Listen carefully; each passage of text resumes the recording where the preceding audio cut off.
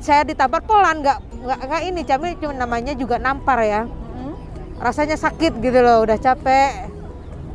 Padahal tapi hari-hariannya nggak sampai separah itu. Oh, berarti perih banget ya Iya. ternyata. Gajinya standar apa lebih? Kalau yang terakhir lebih. Lebih. Karena saat waktu interview dia nanya ke saya, apa kelebihanmu? Saya jawab lah, karena pengalaman saya juga ada A, B, C, D, F, G, I, J. Akhirnya oke, saya akan tinggikan karena kamu punya pengalaman dan kamu bisa mengajar komputer sama anak-anakku nanti. Digaji berapa yang sekarang? Sama negosiasi minta gaji berapa waktu itu? Aku nggak minta, tapi dia yang nentukan. Oh gitu. Berapa itu? 6.400. 6.400. Tapi rekosone kayak ngene iki. Wah, robot. Kalau sampean pilih ya, mending gaji dhuwur apa gaji standar aja lah. Yang penting nyaman. Yang penting nyaman.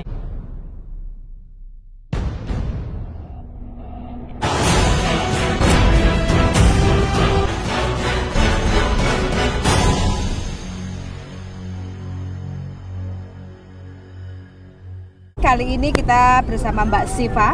Hai. Nah, Mbak Siva apa kabar?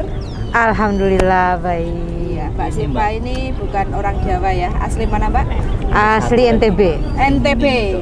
Oke, terus pengalaman dari tahun 2018 sampai sekarang berapa majikan? Sudah 3 majikan. Majikan pertama saya dapat kasus cuman betah sampai 6 bulan dipukul majikan. Dipukul majikan? Iya, cuma saat 6 itu. bulan. Pertama kali masuk Hongkong, kena pukul sama majikan? Karena jam kerja juga berlebihan sampai jam 2 sampai setengah 3. Akhirnya karena saat itu kejadiannya itu pas di tengah malam ya, jam 1. Dia itu marah-marah, mungkin dia kaget karena saya berani menjawab gitu loh. Akhirnya saya ditampar. Karena saya sama majikan cowok. Karena saya berani jawab dia. Karena saya udah capek jam 1 malam loh. Jam 1 malam dia marah-marah, dia nuduh saya nggak bersihin kamar mandi atau segala macam. Akhirnya dipukul majikan.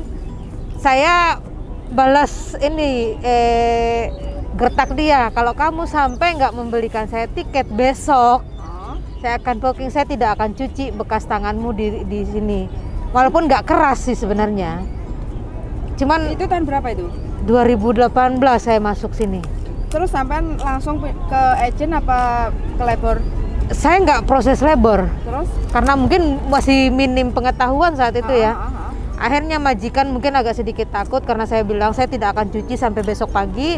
Besok pagi saya akan hangout dari rumah ini, keluar. Yang jelas saya nanti di agensi sudah terima tiket untuk pulang. Akhirnya majikan membelikan tiket saya untuk pulang pada hari itu juga. Berarti saat itu terus sampai pulang ke Sumbawa? Pulang ke Sumbawa, tapi sudah cari majikan dulu. Berarti nunggu visa di rumah? Minggu visa di rumah. Oke. 1 bulan dari situ panggilan, ini udah visanya sudah turun. Akhirnya saya masuk lagi ke Hongkong. Masuk lagi ke Hongkong, dapat majikan, alhamdulillah baik ya. Saya finish sampai 2 kontrak. 2 kontrak berarti 4 tahun ya? 4 tahun. Oke. Cuman yang jadi masalah utang dipinjam orang. Akhirnya saya sudah nggak enak sama majikan, meskipun itu sudah lunas terbayar. Karena tanggung jawab sendiri, kesalahan saya sebenarnya. Membiarkan orang lain memakai data saya. Akhirnya sudah nggak enak. Sebenarnya kalau bos yang cowok cewek sih bilangnya no problem, asal kamu tanggung jawab, kami nggak ada masalah, selesaikan masalahmu sama orang lain nggak masalah. Tapi sudah situasinya sudah nggak enak. Akhirnya saya putuskan untuk mencari majikan yang baru. Oke, kembali ke kontrak pertama 6 bulan sampai pulang ke Indonesia ya. Nah, pertanyaan saya, otomatis harapan sampean kan besar sekali ke Hongkong untuk membiayai anak uang yang lebih banyak lah untuk kebutuhan yang di rumah. Itu kan harapannya. Iya, karena target biaya operasi anak saya itu belum terpenuhi saat itu. Pada masa itu sampean potong gaji berapa bulan? 6 bulan. 1 bulannya? 2095. berarti masih ada sisa sedikit sekali lah ya. Betul. Belum sampai terima gaji penuh ya. Belum. Terus udah kejadian ditampar majikan terus pulang ke Indonesia Pulang itu ke ya. Indonesia. Terus keluarga sampean percaya dengan apa yang sampean sampaikan? Percaya, dan mereka yakin saya bisa menyelesaikan semuanya karena tekad saya juga kuat. Saat itu memang target anak saya harus operasi, harus butuh uang sekian, atau butuh biaya terapi sekian. Jadi saya Bismillah balik lagi gitu loh. Berarti sampean nggak putus asa ya, walaupun ibaratnya kan pengalaman pertama pahit ke Hong Kong ya, hanya dengan 6 bulan belum sempat terima uang harus dipulangkan. Saya minta pulang bukan di. Oke, karena pulang. Iya. Oke. Tapi sampean nggak menyerah ya, nggak putus asa ya? Nggak. Oh. Setidaknya saya menyerah dengan cara terhormat. Nggak bertahan dengan yang merasa sulit gitu loh. Perjuangan belum saya yakin ya? Kalau saya balik lagi akan berhasil gitu. Oh gitu, oke. Terus sampean balik lagi dengan kontrak yang kedua, itu kan sudah dapat majikan dari Hong Kong. Iya. Nah itu potong gaji lagi? Potongan. Berapa lama? 3 bulan, sejumlah 3.100. 3.100 selama 3 bulan? Selama 3 bulan. Terus berarti kontrak kedua berjalan dengan lancar selama 4 tahun ya? Betul. Oke. Nah, kontrak kedua gaji berapa waktu itu? Masih standar. Standar, 4 sekian itu ya? Iya. 4 sekian, oke. Berarti sudah ngumpul. Kalau ditanya-tanya, dari 4 tahun kerja itu, uangnya ngumpulnya sudah apa ini? Alhamdulillah, kalau selama 4 tahun sih selain uang yang pernah dipinjam teman ya, itu mah udah dianggap bukan rezeki saya. Saya sudah bisa, alhamdulillah udah punya rumah. Anak udah teratasi penyakitnya, sekarang udah mulai normal. Dan tadinya saya mau nyari untuk mencari majikan yang baru ini untuk modal pulang sebenarnya. Oh, oke. Berarti kasel lah kasarannya ya. Alhamdulillah. Bilang kasel lah, kerja 4 tahun itu bisa untuk bangun rumah dan ngobatin anak sampai nggak punya utang kayak gitu ya. Punya sebenarnya. Tapi sekarang kan udah lunas. Udah lunas. Oke. Nah terus tapi utang sampean gara-gara sampean nggak nambah kontrak lagi di majikan yang kedua, berjalan 4 tahun itu kasusnya karena terakhir di akhir kontrak yang terakhir yang ke ini apa pada tahun keempat itu loh. Data saya pernah dipinjam sama teman. Kok sampean sangat percayanya karena bestie, apa karena kasihan, apa karena apa? Karena yakin aja saat itu, karena mereka benar dia butuh, karena saya pernah ngalamin gitu loh. Ini pengalaman sampean pertama kali dipinjam datanya untuk dipinjamkan uang gitu? Enggak, maksudnya saya pernah ngalamin butuh duit emergency seperti itu. Akhirnya saya ibah, terus saya pinjamkan. Oke, maksud saya sampean pertama kali minjamin dokumen untuk pinjam uang ke teman pertama kali? Pertama. Oh, terus akhirnya dia nggak nyaur apa piye? Atau lepas tanggung jawab. Lepas tanggung jawab. Hilang? Enggak hilang sih, karena tetangga. Berarti sampean tahu orangnya? Tahu, jelas rumah dari asalnya juga tahu. Oh, tapi kenapa kok ada masalah dengan majikan? Kan kalau karena telat bayar. Oh, karena telat bayar ada surat datang. Ada surat datang ke rumah majikan. Itu di akhir kontrak itu. Di akhir kontrak. Terus komentar majikan bagaimana? Sebenarnya dia bilang kamu sudah bayar berapa kali, terus kamu udah ini. Itu tinggal 3 kali pembayaran sebenarnya. Kurang 3 kali pembayaran. Tapi sampean tahu kalau temennya sampean itu telat bayar? Tahu juga? Dia janji mau bayar cepatnya, tapi nyatanya 0 kan. Oh, gitu. Yang pada akhirnya duit saya juga udah kadung kirim ke Indonesia. Terus nggak bisa teratasi pembayarannya. Akhirnya ya apesnya di situ. Oh, jadi karena disitulah terus majikan agak sedikit berubah ya gara-gara ada surat tagihan. Sudah nggak enak. Artinya saya sudah merasa kepercayaan itu sudah nggak ada gitu loh. Dari majikan. Oh, karena istilahnya kepercayaannya sampai pakai alamat majikan untuk pinjam uang bank. Iya. Oh, begitu. Tapi terus tetap ditawarin untuk lanjutin kontrak sama majikan. Cuman saya bilang saya mau pulang Indo aja, padahal saya sudah merasa nggak enak, udah kayak gimana gitu, udah merasa nggak nyaman karena nanti takut dicurigai terus gitu kan, karena kesalahan seperti tapi itu. sebenarnya kan majikan oke-oke aja toh, nggak karena iya oke, karena dia udah nawarin saya. Dia nawarin lah saya, ayo kamu tambah lagi, kasihan Bobo dia butuh kamu, dia nggak mau orang lain. Tapi udah nggak enak, saya dengan alasan pulang Indo aja, Singsang. Sorry, saya bilang merasa bersalah, udah nggak enak gitu. Oke. Terus yang terakhir ini saat ini berjalan ya, ini iya. Ganti majikan ya? Iya. Memutuskan untuk ganti majikan. Sudah jalan berapa lama, Mbak? 4 bulan dengan ini. Jobnya jaga apa? Jaga anak. Jaga anak. Iya. Oh, oke. Terus piye kondisi majikan terbaru? Loh, jawabnya ketawa duluan loh. Di luar ekspektasi saya. karena penyesuaian antara Bobo sama jaga anak itu beda. Tapi saya sudah bilang, oh oke, ini ternyata yang saya dapatkan ini adalah takdir Tuhan menyuruh saya untuk pulang sebenarnya. Berarti merasa nggak nyaman kerja sama majikan yang terakhir ini, jaga anak gini? Saya di majikan ini benar-benar dipekerjakan kayak robot, nonstop. Kayak robot, contohnya? Nonstop, saya sudah dikasih schedule. Oh. Kerja full. Dari pagi buka mata. Itu sudah ada, iya dari jam 6 itu sudah ada schedule yang ditulis sama dia, ditempelin sama dia. Saya punya ininya seperti ini ya? Iya. Wedan kayak asisten aja. Iya betul. Sekretaris ini sekdes saja, sekretaris 1 bulan kayak gitu. Itu dari majikan itu? Ini dari majikan. Ini belum include ngantar anak les, belum include maisung, belanja ke pasar, belum include untuk ngambil barang di ekspedisi, belum include dengan bongkar-bongkar gudang. Terus? Nah, di akhir bulan saya terima gaji. Ini rapot saya. Harus sebegitunya ya? Ini penilaian dari majikan yang saya nggak naik kelas.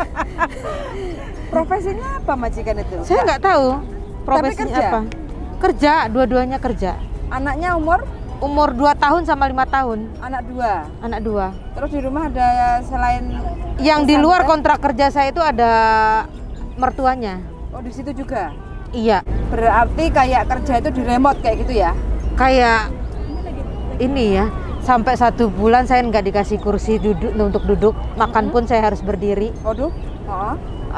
Kamera di rumah ada 8. Edan. Rumah sebesar 500. Ukurannya itu dengan kamera 8. 9. 500? Iya. 9 dengan mertua. Itu kamera aktif itu. Mertuanya yang selalu tukang lapor setiap malam. Wajib itu. Terus sampean sudah konsultasi curhat sama agent? Saya sudah di awalnya saya selalu ngobrol sama majikan yang cewek. Tiap malam saya selalu evaluasi sama dia. Dia selalu tanya saya, ada yang kamu omongin? Saya selalu tetap ngomong, protes. Dari jam kerja saya yang dari jam 12 yang nggak sesuai dengan interview itu bohong semua masalahnya. Interviewnya bi?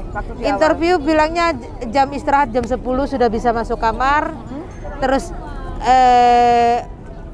hari libur saya yang bilangnya 2 Sabtu 2 Minggu, ternyata saya cuma dikasih hari Sabtu dan itu pun 2 kali dalam sebulan. Terus di rumah itu tidak dikasih tahu kalau ada mertua dan tidak dijelaskan secara detail seperti apa. Ternyata saya masuk ke kandang singa. Terus komentar agent gimana untuk solusi? Saya udah ditegur pertamanya ya. Majikannya. Karena dari 2 bulan saya di situ saya sudah merasa nyerah. Saya selalu ngomong sama majikan, sorry madam, I'm give up. I'm give up. Selalu bilang saya menyerah. Sebelum sampean ada pembantu? Ada. Bertahan berapa lama? Yang sebelum saya itu memang finish, tapi 2 kali masuk rumah sakit. Waduh. Yang sebelumnya itu melarikan diri. Melarikan kabur. Oke. Oke. Terus selain sampean cerita sama agent tentang keluh kesah kondisi majikan, sampean ada cerita ke mana lagi? Saya sudah masuk ke laporan ke ini ke KJRI saat hari ini. Hari ini kan karena saya sudah berjalan notis ya. Cuman masalahnya itu notisnya itu berlaku sampai tanggal 30, tapi majikan minta sampai tanggal 17. Tapi saya belum melihat surat balasan dari imigrasi kalau sampai tanggal 17, tapi yang ada di saya itu sampai tanggal 30. 30 apa itu? November. Terus majikan minta sampai 17 Desember. Iya, tapi belum ada balasan dari imigrasi kalau itunya. Yang saya takutkan ketika saya menuruti majikan, saya overstayer dong. Iya dong, betul dong. Nah, akhirnya saya minta perlindungan dari KJRI. Bagaimana solusinya? Tadi sudah dikasih solusi, sudah diteleponkan agent, sudah di ini. Nah, besok akan dikonfirmasikan ke imigrasi seperti apa. Nah, nanti besok saya baru tahu jawabannya kapan saya harus bisa keluar rumah. Oke, berarti positif mau pulang ke Indonesia ini ya? Iya, karena semakin dikasih hati mereka semakin nekan soalnya. Semakin mencari kesalahan, semakin ditunjuk-tunjuk, marahnya nggak kebangetan gitu loh. Ini pengalaman terburuk. Iya. Terburuk ya daripada majikan pertama. Iya, majikan pertama meskipun dia pernah nampar mungkin karena kondisi dia juga capek. Terus saya juga pertama kali nyawut, pokcoy lah saat itu. Dia mungkin agak sedikit shock, makanya saya ditampar pelan, nggak ini, cuma namanya juga nampar ya. Rasanya sakit gitu loh, udah capek. Padahal tapi hari-hariannya nggak sampai separah itu. Berarti perih banget ya, iya. Ternyata. Gajinya standar apa lebih? Kalau yang terakhir lebih. Cuma karena saat waktu interview dia nanya ke saya, apa kelebihanmu? Saya jawab lah karena pengalaman saya juga ada A, B, C, D, F, G, I, J.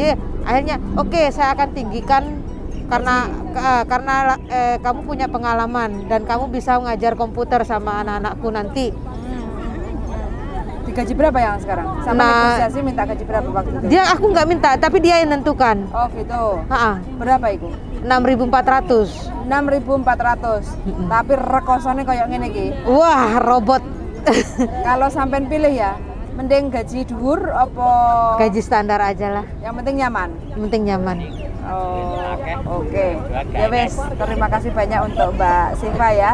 Terus saya minta pesan-pesan mungkin untuk teman-teman yang pemula ya, yang sekarang kan PT kan sudah banyak meluap-luapkan. Nah, terus gimana pesan-pesannya kalau mau untuk teman-teman yang masih mencari majikan, yang interview, tolong diteliti dengan interviewnya, jangan sampai dibohongin oleh interview. Teman-teman juga benar-benar diselesaikan di situ, jelas, harus jelas. Misalnya job ordernya harus jelas.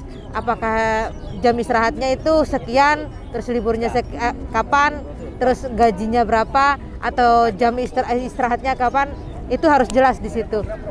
Kalau untuk yang dari Indo, saya tidak bisa menjamin karena tertekan oleh yang nggak ada gaji seperti itu lebih susah daripada udah masuk majikan tertekan tapi dapat gaji gitu loh. Karena kan sekarang mayoritas ya kebanyakan anak-anaknya itu udah berambisi lah, pengennya ke Hongkong, pengennya ke Hongkong, dibelokkan ke Singapura, Malaysia, Taiwan, nggak maunya ke Hongkong kayak gitu kan. Nah, dari beberapa yang telepon itu ternyata ada beberapa yang kerja 1 bulan 2 bulan itu udah mengeluh. Bukan masalah manja, tapi memang sisa majikan yang mencari CC ke Indonesia itu yang memang bermasalah. Sisa majikan itu yang emergensi, makanya nyarinya ke Indonesia.